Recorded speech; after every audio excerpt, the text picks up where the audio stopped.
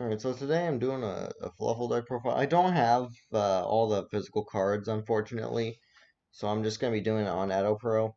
As much as I don't like doing it on Edo Pro, this is the best I can do for now since I haven't uploaded in so long. We've got 3 Fluffal Dog, Stratos, so I could search a Fluffal, or in Edgem Sabers. Most of the time you'll search a Fluffal, but the Edgem Sabers can come up. 3 Fluffal Bear. This is just access to your toy vendor. But I mean, you're never gonna be using the effect to grab a poly from the grave, especially if it means you can't get your toy vendor. So yeah, 2 penguin. I haven't been really liking 3 penguin too much. I don't know. I don't know. I've been liking the double dolphin. I didn't exactly have enough room, so I just put in double penguin. Who knows? I might cut dolphin back down to 1 to get another penguin in, but 2 penguin's been working fine for me. 2 wings. Wings is really good. Get Pot of Greed plus Rhoda is pretty nice. Being able to pop your toy vendor and then draw 2, and then the toy vendor triggers off. It's pretty nice. Then we also have 2 Fluffal Dolphin. You can cut this down to 1 if you want to play a 3rd penguin. But this thing can bring you back a toy vendor in your grave and foolish a Fluffal or Sabers. Which you'll probably send the Sabers because the Sabers can bring itself back. And then if it's used for fusion material, you can also shuffle back a poly. It's not too bad. But most of the time you just want it because it can get your toy vendor back. Fluffal Owl.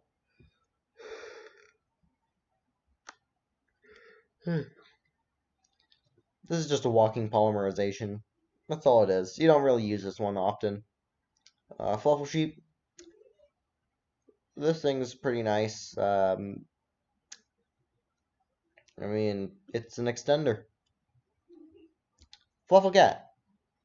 Probably one of the best extenders in the deck.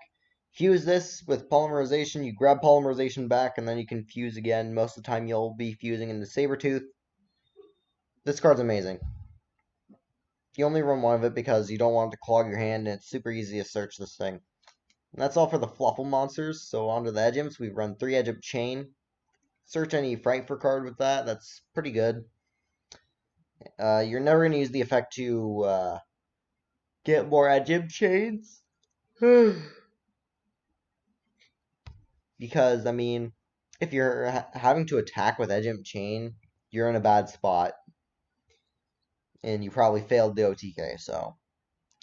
Next up, we're running 3 Edgem Scythe. This thing's great.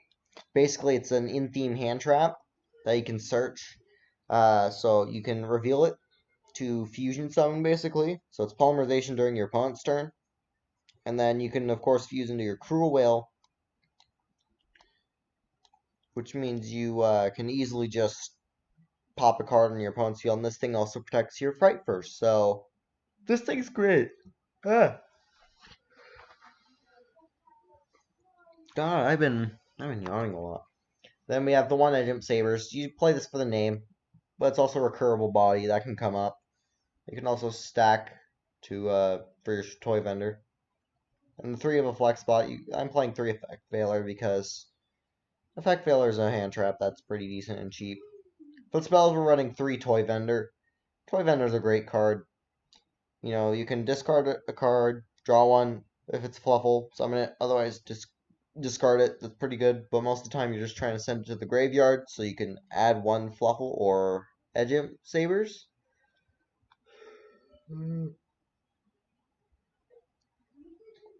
Which is pretty good. 3 Foolish Burial Goods. This is purely for sending Toy Vendor.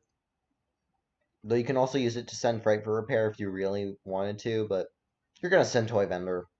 Toy Vendor's not even once per turn.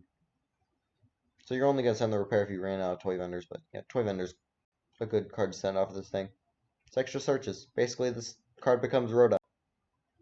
Next up, Fright for Patchwork. This card is always going to be the best Ash bait because your opponent does not want you to get Polymerization and an Edgem. because we only have 7 edge imps in the deck. Meanwhile, we have like 15 Fluffals. So we're more likely to get Fluffal in hand. That's not a problem. The edge imps, that's a different story. But yeah, the patchwork gets you the edge imp that you need for your fusion summons as well as the polymerization, making polymerization really consistent. Then we've got the 3 polymerization. This is your main fusion spell. Of course, you're going to be using this a lot. You're going to try and resolve it at least like twice per turn. Then we run the 1 Fright for Fusion.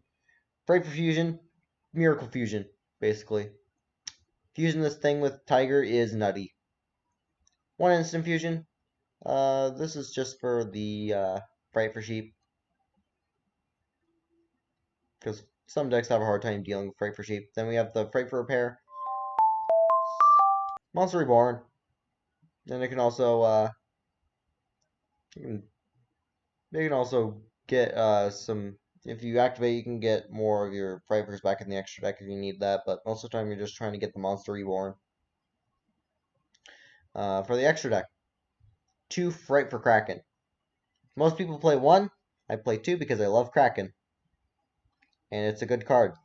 It's a double attacker that can also pop a card. And it can also switch itself to defense after battling. It's pretty good. 2 Whale. People used to play 3 back when VFD was a thing, but thankfully that thing's banned. We just pop a card with this thing. It's pretty good. It can also send your repair. This is what you're most likely going to send it off of. Then we play 2. Resolving Sabretooth basically is game over. Because you can easily just bring back like your Kraken. Kraken plus Sabretooth is 8,000 damage exactly. We also run 1 Fright for Wolf. Fright for Wolf can also be pretty nutty if you fuse it with Fright for Fusion. Because you can have so many attacks, like 5 attacks. So that's pretty good. But you don't go into this one too often. You're more likely going to go into this. But if there's less cards on the board, you can go into the Wolf to seal the deal. Fright for Tiger. I see people play 2 of it a lot. I personally never go into the second one. I never even use polymerization fusion to this thing. I always use Fright for Fusion. So, yeah, this thing, it's good. Really good at shredding your opponent's boards. And it can also boost your Fright Furs even more. So that's pretty nice. Then we got the Fright for Sheep. Some decks have a really tough time outing this thing, so it's pretty nice to have instant fusion for that. But if you really need to, you can poly into this. You probably won't, but it's an option. Then we got the Nightmare here. Most likely this is something you're going to send off of like your Whale. But it's also a backup boss monster because a loaded graveyard's really good with this thing. Just becomes an enormous beater. For the links, we got Predaplant Verte Anaconda. This thing's mainly just for Fright for Fusion because that's a card. Cross Sheep.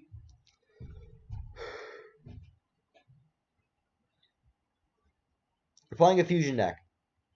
You're obviously going to play Cross Sheep. I mean, you fusion summon, you get a free body. Then for the Xyz, we got Abyss Dweller. Blocks out the graveyard. Honor Arc.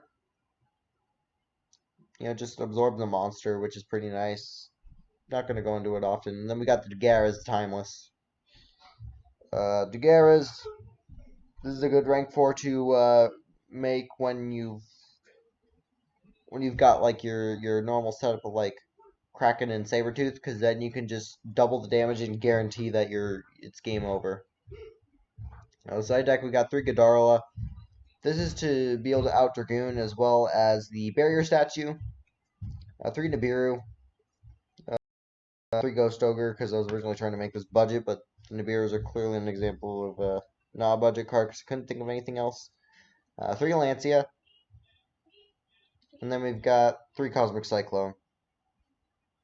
And that rounds off the Fluffal deck. I hope you've enjoyed watching this, and I hope to upload more soon. So yeah, I will see you all later. Goodbye.